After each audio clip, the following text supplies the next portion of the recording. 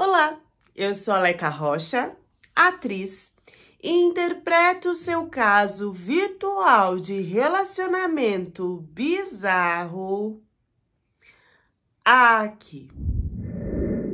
Olha como é que tá, gente, onde eu sento pra gravar. Olha como é que tá, olha essas carinhas.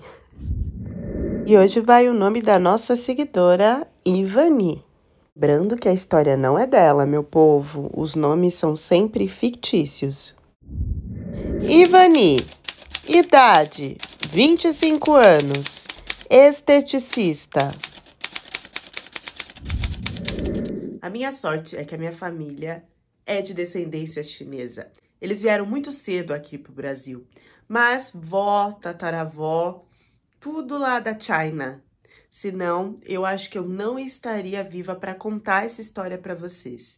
E sim, somos um dos poucos chineses, no caso a minha família, que eram católicos. Por isso, eu segui já no Brasil, onde o catolicismo é muito maior, praticando essa religião e levando para a vida. Aliás, era uma das exigências que eu tinha para se ter um relacionamento com um homem, que ele fosse católico. Eu já tinha passado lá, né, daquela fase onde a menina encontra o seu primeiro amor e casa, já tava rolando uma pressãozinha, porque querendo ou não, a minha família tinha, assim, pontos ainda culturais da China. Eu não sei se vocês sabem, mas um deles lá na China é de que você se case, que você tenha uma família. Antigamente, só com um filho, acho que agora pode até 3. E eu vi, assim, um certo preconceito dos chineses puros, e dos que vinham para o Brasil também, nessa coisa de casar com uma não chinesa, uma chinesa mestiça, porque eu era muito mais brasileira do que chinesa. Então eu via que ia ser difícil de encontrar alguém, vamos dizer que da minha linhagem. Eu sei que é feio falar assim, mas a minha família, cabeçudinha, pensava assim. Mas os olhos puxados estavam na minha exigência para ser o meu parceirinho. Nessa de procurar só olho rasgado, independente de que região da Ásia que era, eu meio que me afundei. Porque para minha família eu já tava virando a ovelha negra. Porque imagina, eu falar de coreano, né, japonês. E eu comecei a acompanhar um que o zóio era rasgado, mas eu não sabia ainda assimilar muito bem da onde que era. A coisa que me chamou a atenção é que ele morava nos Estados Unidos, então o inglês dele era perfeito. E ele era uma coisa Jack Chan, mas não era um Jack Chan comédia de luta, não. Era um Jack Chan pro lado do Tom Cruise. Como? Gente, sabe aquela parte do rosto deles, quando é bem definida? E as fotos dele, ele não tirava reto, assim. Ele tirava assim, ó. Então, eu acho que isso ajudava a definir mais. E junto com o rosto, vinha a protuberância do ombro dele, que parecia uma montanha. De tanto que... É o trapézio que fala? De tanto que aquele trapézio estava treinado. Então, era aquele homem, né, que você já sabe. E ainda ele colocava que tinha lá os seus 40 e tantos anos, mas não parecia. Eu daria de 30 para baixo, com certeza. Eu conheci ele pelas plataformas de vídeo que ele fazia, que ele dava meio que conselho para homens sobre como se relacionar. Ele tinha o tal do trauma. Ele explicava que, assim como os chineses, né, a família dele pressionou ele a casar muito rápido, então o namoro dele foi rápido, ele já casou, ele não teve tempo de estudar, de curtir a vida dele, já se enfiou no trabalho, porque a esposa dele já engravidou, e aí foi tudo sempre para a família, para os filhos, e ele não tinha individualidade do tempo dele, que ele acha isso super errado nos dias de hoje, que o homem primeiro tem que construir o seu trabalho, os seus estudos, viajar, tal, para depois pensar, quando tiver mais uma estabilidade melhor, pensar em uma família, que agora ele tinha essa estabilidade, que agora ele estava pronto para construir uma nova família, porque pela pressão de tudo isso, ele acabou se divorciando da primeira esposa. E aí ele era meio que um coach conselheiro. Eu, às vezes, comentava sobre umas coisas que não batia com o que eu pensava com ele. E um outro chinês eu via que respondia. Mas eu não tava nem aí pro chinês, tava aí pro moço do vídeo. Até que esse moço do vídeo me respondeu uma vez, no privado. E dessa resposta a gente começou a conversar e aí eu descobri que ele já tinha morado na Coreia, mas que ele não era coreano. Ele era malaio, a família dele tinha nascido lá e depois eles tinham vivido um pouco na Coreia e para estudar e trabalhar ele migrou para os Estados Unidos. Na chamada de vídeo, quando ele me mostrou a casa dele nos Estados Unidos, eu falei, gente, sabe aquele casarão e assim, solitário? Tinha que ter uma mulher pra decorar tudo aquilo, sabe? Porque tava tudo vazio, casa de homem, né? E ele sempre fazia chamada de vídeo assim, ó, de cima, nunca era muito reto. Eu falava, nossa, não cansa o braço? Porque a gente começou a conversar, e aquele braço nunca cansava, né?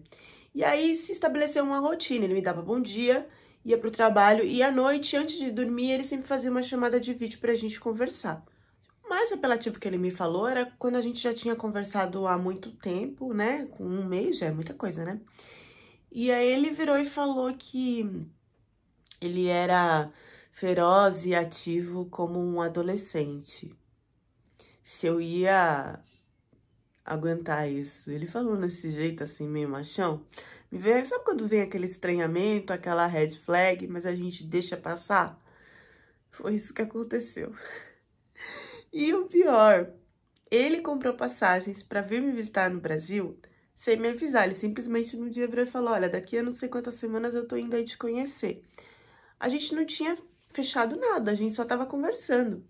E outra coisa que ele pediu também é que eu parasse de conversar com outros homens. E eu falei, mas eu não vou parar de conversar com outros homens se a gente não tem nenhum tipo de relacionamento assumido. E aí ele falou, eu tenho que te pedir namoro, então eu te peço aqui agora, você quer namorar comigo?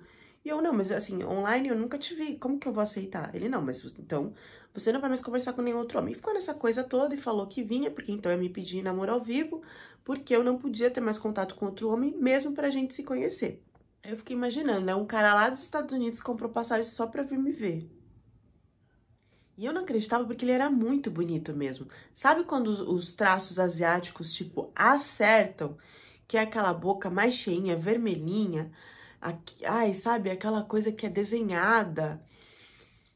Eu tava assim, nossa, louca pra ver ele ao vivo.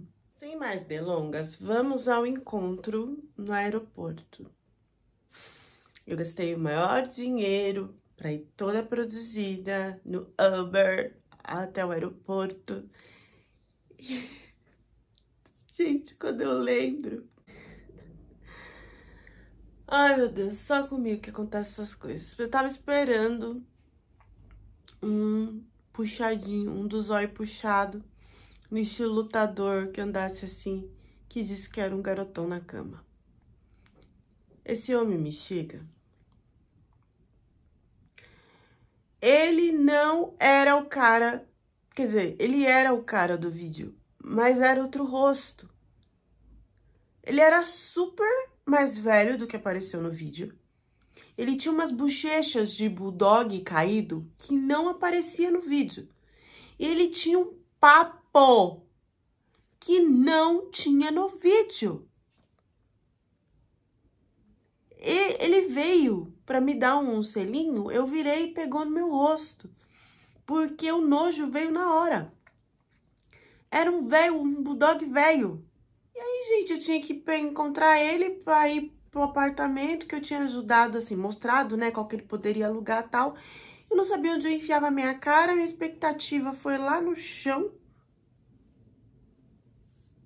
Eu olhava pra ele, eu já imaginava como é que eram as outras coisas. Devia ser um saco com cachumba no chão, porque era tudo caído na cara dele. E eu ficava tentando entender, porque no vídeo ele era bonito. Mas, gente, ele fazia chamada de vídeo se mexendo, abaixando, subindo. Não tinha filtro que colasse ali daquele jeito que eu não fosse perceber. Não foi uma vez só que eu fiz chamada de vídeo com ele. E ali ele já tava sendo cínico, hipócrita, eu não sei muito bem a palavra. Tava fingindo que tava tudo bem de uma coisa que ele sabia que ele tinha feito que não tava tudo bem. E eu, no susto, ainda não tinha assimilado por que tanta diferença, o que que tinha acontecido. E aí eu ficava me pegando, mas peraí, eu vi esse cara diferente no vídeo, eu tava tão apaixonada que eu vi outra coisa. Gente, essa loucura só foi se desvendando no meio do caminho. Por quê? No táxi eu não conseguia nem se aproximar dele. E ele tava assim, todo suado. Eu não entendi, porque tudo bem que ele ficou no avião, mas por que ele tava tão suado? Enfim, paramos em uma padaria. E aí eu já comecei a tirar foto dele, sem ele ver absurdamente, e mandar pras minhas amigas. E as minhas amigas rindo. Quá, quá, quá, quá, quá. Cadê o malaio barra coreano lutador? Que é isso? Arrastaram a cara dele no chão no jiu-jitsu? Ele comeu um bulldog? E zoando. E eu, gente, pelo amor de Deus, me explica o que aconteceu. Porque eu vi esse cara no vídeo. E aí, uma das minhas amigas, eu fui no banheiro pra conversar com ela, me explicou. Mana, tem uma opção, não é no iPhone, é num outro, não sei se é no Xiaomi, não sei, no Android, não sei qual que é. Tem uma opção na câmera que você configura a câmera do vídeo e da foto para diminuir e definir essa parte do seu rosto. E você disse que toda a foto... Gente, toda a foto dele era assim, ó, ele de cima. E ele só falava na chamada de vídeo, assim, de cima. Pra não ver o papo de velho bulldog que ele tinha. Agora, vocês... Gente, como que eu ia ter essa esperteza numa chamada de vídeo que entender que o cara tava fazendo assim pra não ver o papo? E aí minha amiga me mandou um vídeo dela fazendo, que ela é gordinha, né? Ela tem aqui mais gordinho. E aí ela mostrava que dava pra fazer, pra afinar. Mesmo você conversando na chamada tal, não sai. Eu falei, gente, eu não acredito que eu caí num golpe desse. E ele ainda passava um filtro, sei lá, ele usava um monte de coisa. Eu sei que pra piorar a situação, chegamos na padaria, que eu tinha escolhido uma ótima padaria pra ele experimentar as coisas do Brasil. E ele não quis. Eu falei, olha, aqui tá o cardápio. Aí ele olhou assim. E aí, na bolsa dele, ele começou a tirar Tupperware, marmitas. Tirava as marmitas com as comidas que ele tinha trazido de lá dos Estados Unidos. E era só uns caule, assim. Era, sabe, uns caule verde que ele ficava... E aí, quando ele acabou de comer aquela marmita, ele pegou um potinho, juro pra vocês, ele olhou pra mim e falou assim, ai, eu adoro esse cheiro desse perfume. Esse é o meu perfume natural. Gente, era casca de limão. Não era um limão verde, era um limão mais claro. Ele pegava, assim, a casca do limão, apertava assim, ó, passava com a mão... E falava, esse é o meu perfume natural, adoro. Nossa, eu lembro disso, me dá uma vontade de gorfar. Por que negócio nojento, o cara passando as cascas do limão como perfume? Eu assim... E ele, muito cínico, tá tudo bem? Eu fiz alguma coisa de errado? Não, tá tudo bem. Gente, eu tinha uma semana com esse moço. E eu não conseguia ficar mais um segundo olhando pra cara dele. E aí eu falei que eu pensei, eu vou levar ele até o apartamento. E de lá, eu dou um jeito de sair. Falar que eu tenho trabalho, sei lá. Eu sei que, gente, chegando no apartamento, começou a demorar um pouco, porque tinha que mudar, a limpar, não sei o quê. Esse homem, ele foi ficando estourado. Porque tava demorando, porque começou a falar um monte. E eu assim, calma, né? Calma, já vai.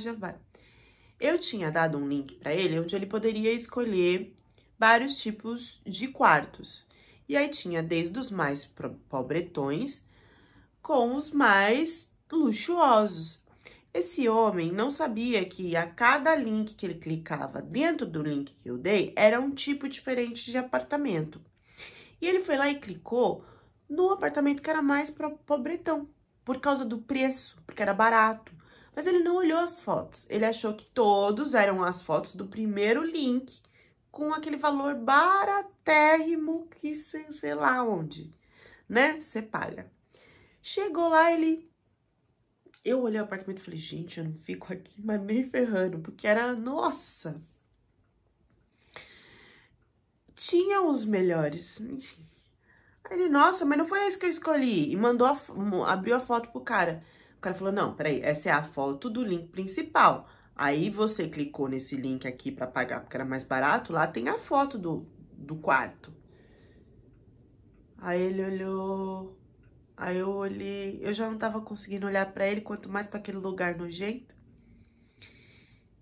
E aí ele queria processar, queria fazer o maior away, e eu falei, olha, nossa, surgiu aqui um negócio de trabalho, eu tenho que ir. Sendo que eu tinha falado pra ele que eu ia ficar livre o tempo inteiro.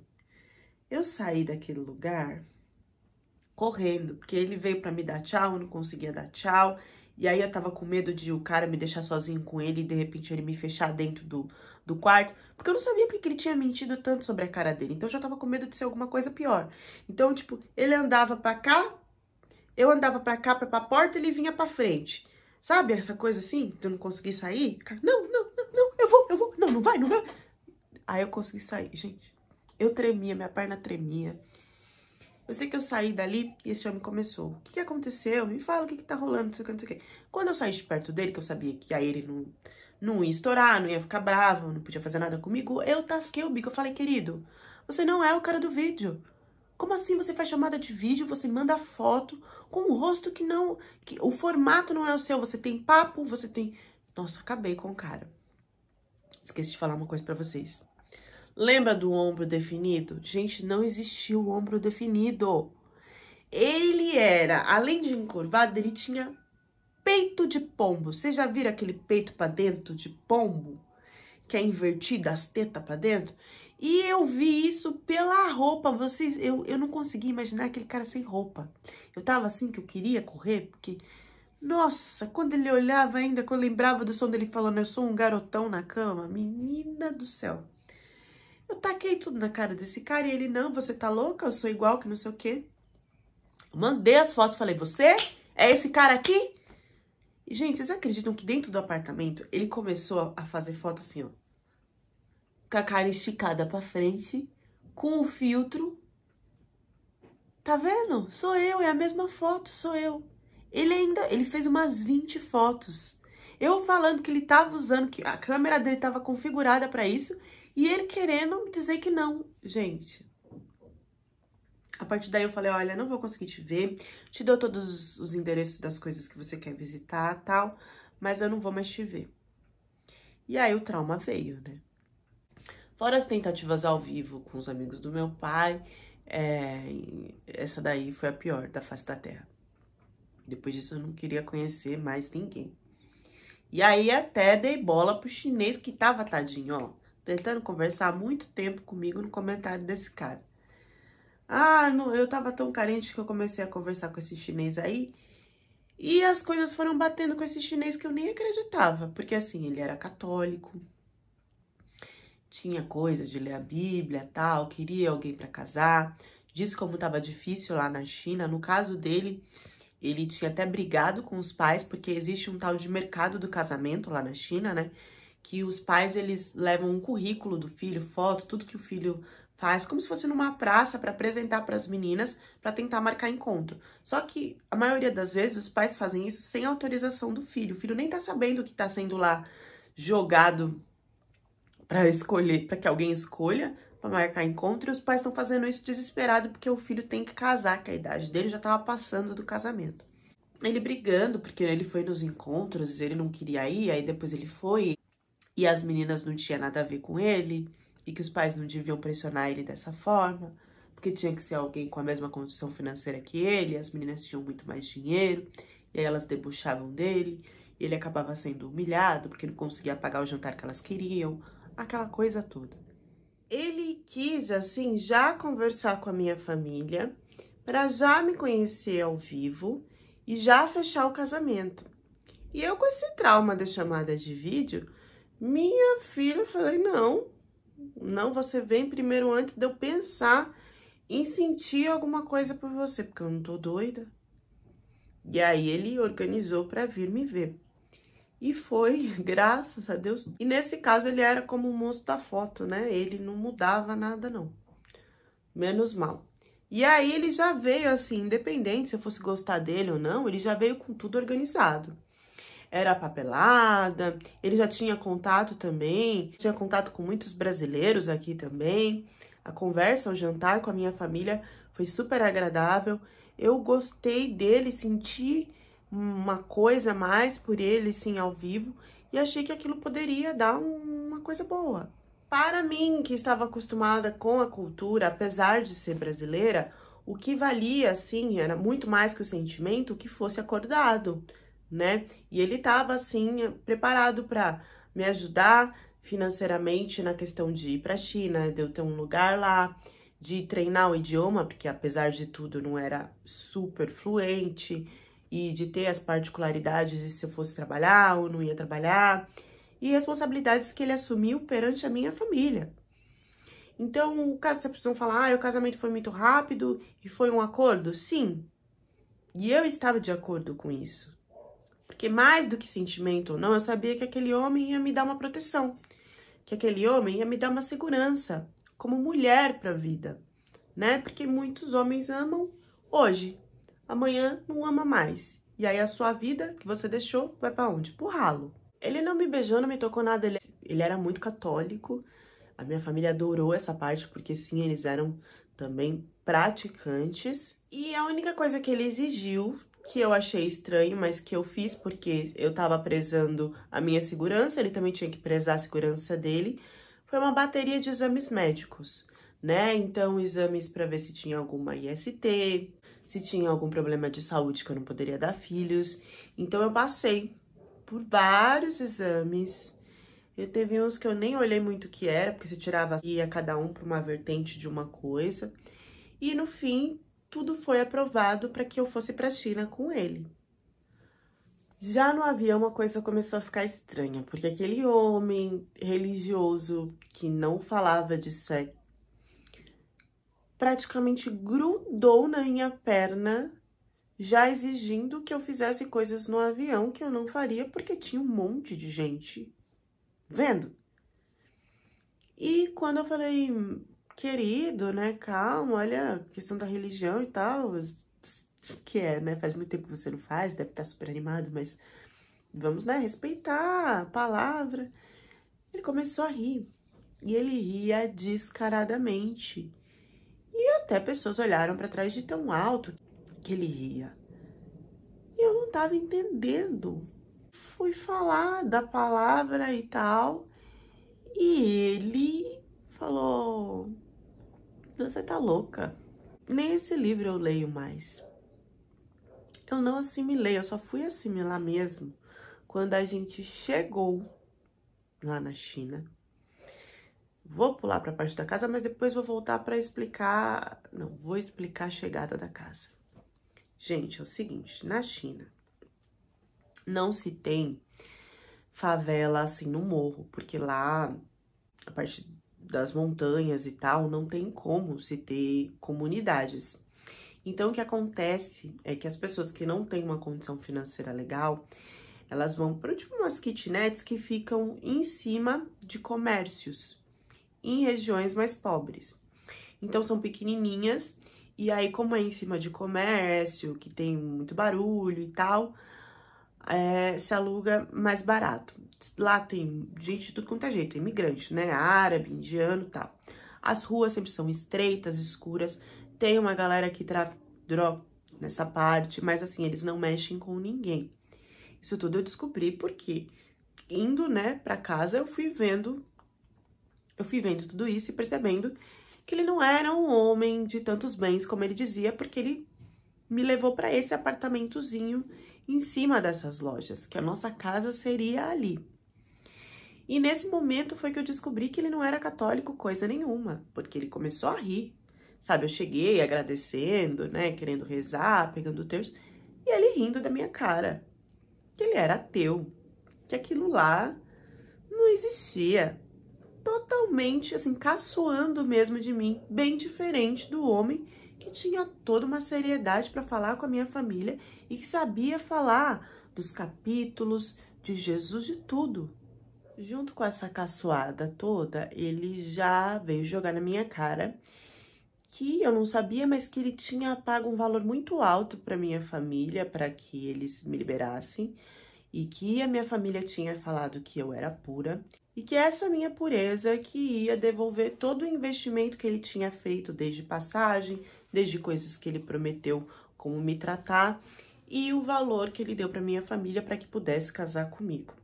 Ali eu já tava com tanto medo que eu nem sei se eu confirmava se eu era ou se eu não era. O que eu não imaginava é que aonde eu tava morando, não se moravam só famílias, nem imigrantes.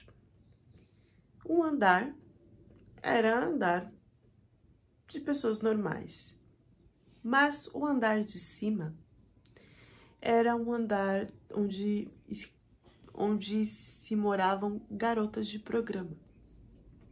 Eram portinhas que a primeira vez que eu vi eu não assimilei. Juro pra vocês, uma portinha assim do lado da outra.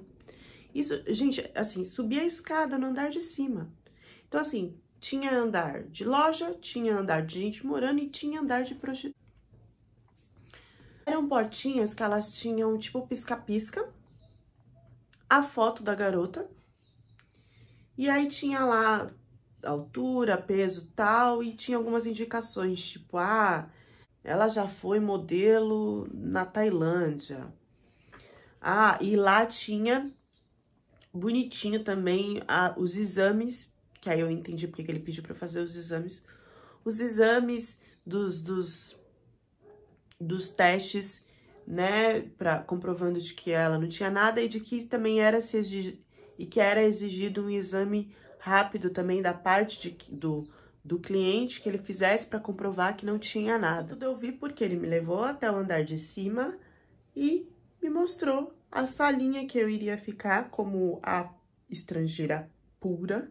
Ali ele me deixaria para que eu pagasse toda a dívida, todo o investimento que ele tinha feito em mim. Antes disso, ele fez eu passar uma noite com ele, na qual ele só não finalizou, né? Porque isso era o mais importante, que teria algum valor de diferenciação das outras que estavam ali. Pelo que eu percebi, as meninas que estavam ali, muitas estavam trabalhando porque queriam, tá? Eram chinesas que queriam. Mas tinha, assim, meninas de outras regiões, dos lugares, que parecia que tinha vindo com essa ideia de casamento. Até muçulmana. Eu vi ali que tinha sido enganada. Então, depois de uma noite exaustiva de que esse homem me tocou, me virou do avesso, sem colocar nada em mim, porque essa parte que ele achava que eu era muito importante, ele quis se satisfazer e ele era louco por isso. E foi chegando na casa dele amigos que não estavam bem, eles estavam assim, trêbados, né? E eles vinham pra me olhar mesmo e observar ali como é que eu tava, quanto que seria o valor, pra negociar, porque eu seria levada pra esse quartinho. Eles diziam que iam usar só a língua para sentir o sabor da pureza. Quando eu fui pra confrontar ele de que eu não faria isso, de que ele ia se ver com os meus pais, porque eu ia avisar os meus pais e fui pra debater nele, foi uma brigaiada toda, ele deixou bem claro que ali eu tava sob o comando dele e que se eu não aceitasse, por acaso, não fizesse aquilo que os clientes estavam pedindo, se eu não servia para esse comércio do Sé, então ele iria tirar todos os meus órgãos. Ele iria vender todos os meus órgãos, porque de alguma forma eu tinha que devolver esse investimento para ele. Foi aí que ele começou a exigir, enfim, tacar na parede e me trancar nesse quartinho. Era uma salinha no andar de cima, né? Então ele me arrastava até lá. E parecia que já tinha uma lista de homens preparados para que isso acontecesse, e esses homens, eles não estavam em sã consciência, ou eles estavam ou eles estavam bêbados. Eu só saí desse terror porque a minha família tinha conexão com a China, percebeu que eu desapareci, que eu não dava sinal de vida, e eles foram atrás de me encontrar. E eles não desistiram disso. Então foi só assim que eu consegui sair dessa situação, porque por mim não tinha como. Primeiro que eu fui colocada em um ambiente onde as mulheres que faziam o programa, elas eram praticamente que legalizadas, elas estavam fazendo porque elas queriam. Elas próprias, elas se apresentavam, né, naquela portinha, com todas as regras e exigências que elas queriam. E eu tava colocada ali dessa mesma forma. E o medo dele, como dizia, me rasgar acordada para tirar os meus órgãos e me levar, era muito grande, porque ele virou um louco. Assim que ele pisou no avião, ele já tinha se transformado em um monstro. Então foi meu pai que entrou em contato com as pessoas da família que ele tinha na China. Essas pessoas foram até a polícia, e aí manda documentação pelo governo, e aquela coisa toda, e a busca culminou em me achar nesse lugar que não tava nem no nome dele, não tinha nada alugado no nome dele.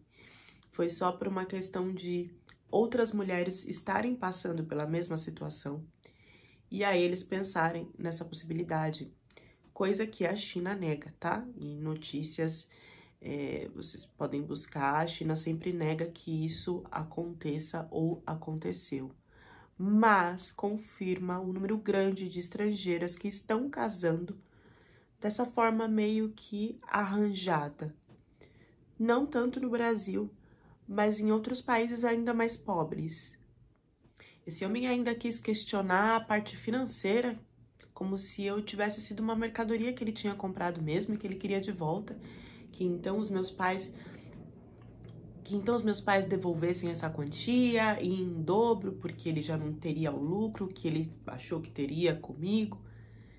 Sabe, de católico ele virou um cafetão.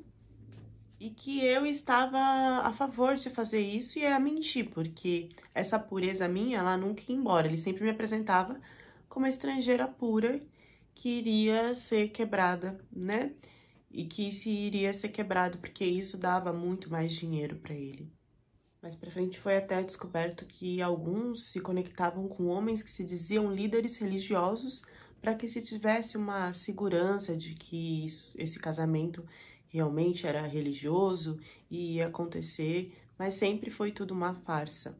Em outros países, algumas mulheres ficavam até em grupos esperando esse tal de casamento para depois ir para a China, mas era tudo montagem para que elas fossem tanto para o sexo como para retirada de órgãos. Isso não é confirmado, tá? A China não confirma, apesar de algumas notícias que a gente tem na internet, vocês podem digitar aí no Google e dar uma olhada. Então, nesse caso, a polícia e o governo funcionou sim, mas acredito que por eu ter uma família, né, que era descendente, tinha pessoas da minha família ainda morando na China.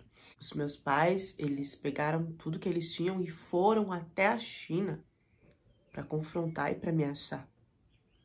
Então, por isso, eu acredito que eu tenha sido uma das poucas que conseguiram ser salvas. Eu também escutei algumas histórias de mulheres que desistiram no meio do caminho, conseguiram ser salvas por não chegarem até a China.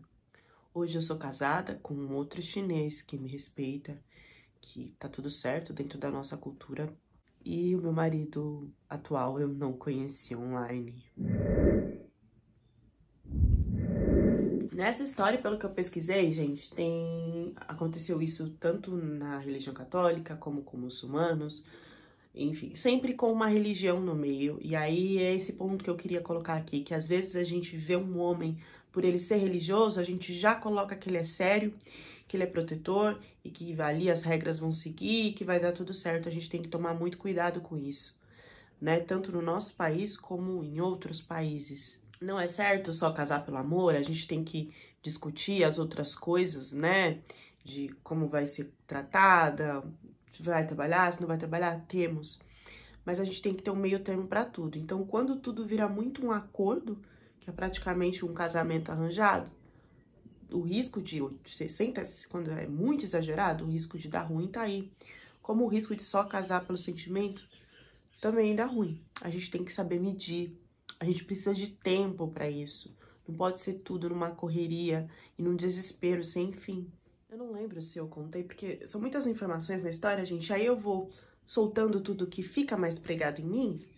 E aí, às vezes, eu acabo esquecendo algumas partes. Mas o primeiro lá, o malaio / coreano, ele também queria esse casamento depressa, porque ela não tinha visto. Então, aí, casando, ela iria conseguir ir para os Estados Unidos. Então, ela me conta que ele brincava assim, nossa, vida, será que a gente vai casar assim, de um dia pro outro, então, pra conseguir ficar junto e não sei o quê?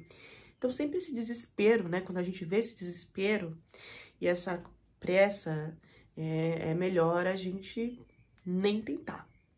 Mais uma vez eu friso aqui que em algumas notícias que eu vi sobre a China, eles não confirmam esse tipo de tráfico, esse tipo de comércio das mulheres, não confirmam nada disso e falam que as notícias, na verdade, aí, midiáticas que estão fazendo esse tipo de alarde inexistente. E vocês ficam com as notícias midiáticas ou com os depoimentos dados até onde eu vi, né, gente, porque eu não pesquisei 100%, pela China de que isso não acontece. Deixem as reflexões de vocês nos comentários e até a próxima história do canal.